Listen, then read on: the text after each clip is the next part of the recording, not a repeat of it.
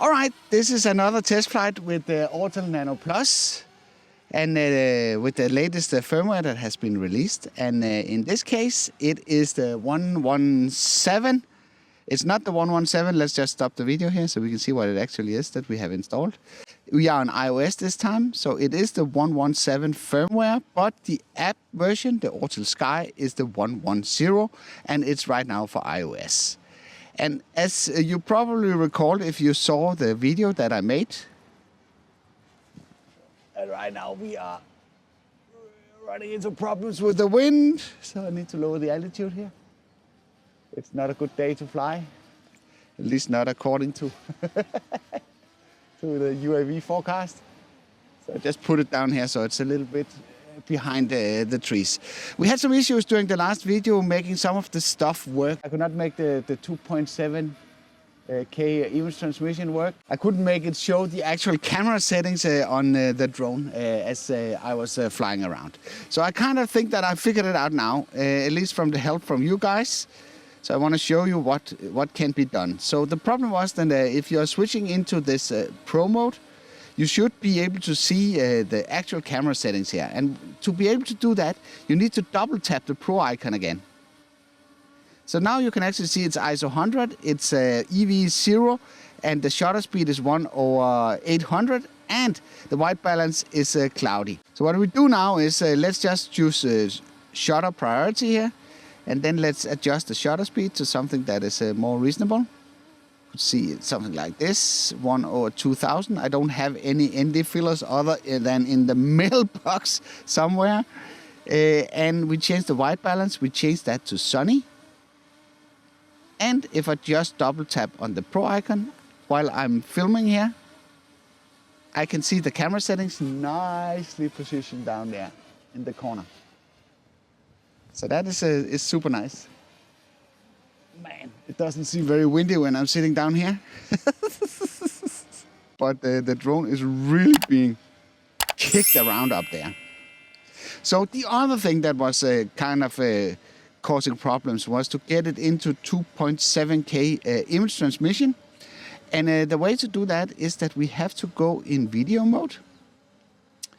And if I just go under settings here, under camera, no, image settings, you can see that the HD and 2.7K option is grayed out.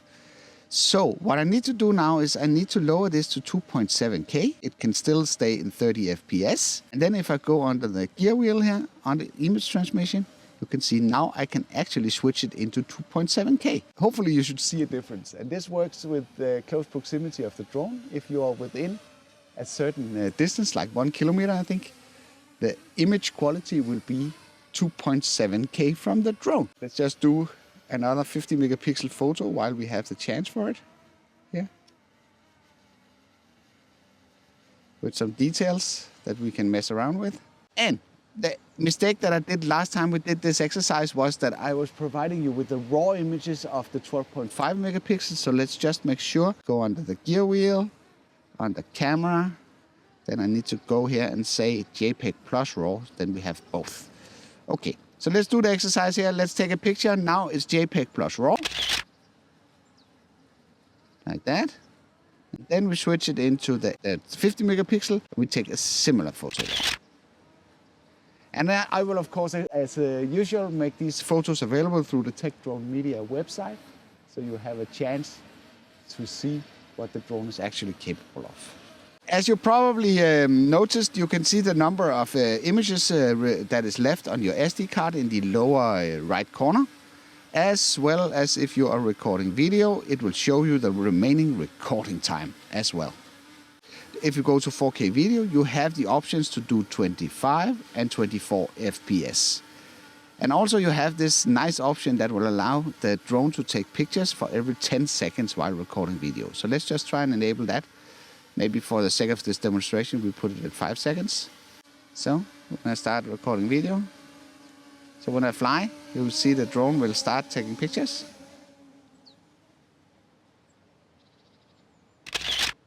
So now it took one picture.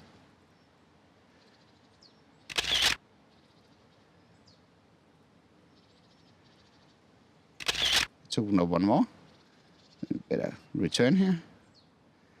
There's a good relationship to the neighbor, so there's no issue with flying over his property.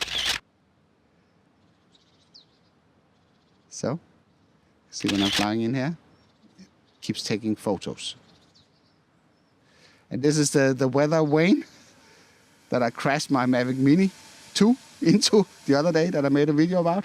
So in case that you missed that video where I crashed my Mini, then I'll make sure to leave that link up somewhere where you can find it. So one of the problems we had was that if we went into the image transmission tab here and we could sort of use these bars in the side of the image, then when I was switching around between different modes, the image feed would cut out.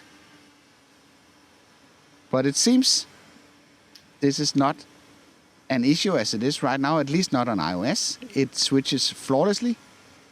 The other phone that I was using on Android was the Samsung Galaxy S10. So I don't know if this device is not strong enough for that exercise. But you can see I can easily switch around here and I can switch between the different photos. And I will not have issues despite these bars on the side are frosted right now. This is, at least according to Autel, a function that takes up a lot of power. So I basically prefer to disable it. So there's my father.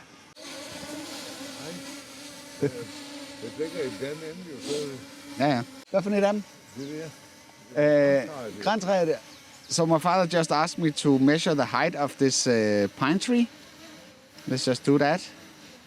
So I would give him my best guess. We put the gimbal in 0 degrees there. Then we try and go up. So, around this. Was it 20 meters? What? It's around 20 meters. It's 2 meters. 20? Yeah. So that's also something you can use your drone for, is to assess the height of a pine tree. I think it's because he's planning to cut it down. Okay, so let's bring it down into safe haven here. Let's just do a fast test here. I switched the camera into smooth image transmission. So this is what it looks like right now. Recording video and everything. We don't need to do that to test the quality here.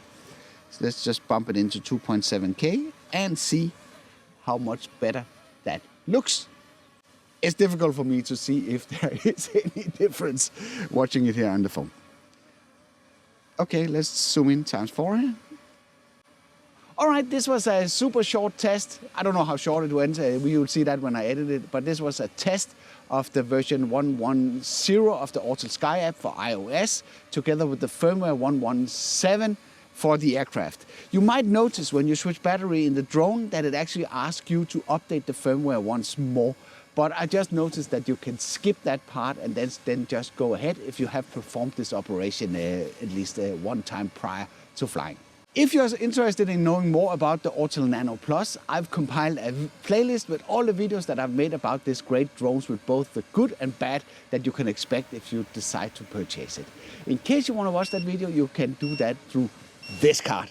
I hope you liked this video. If you did, then feel free to give a like. If you didn't like it, feel free to press the dislike button twice. Oh, cancel.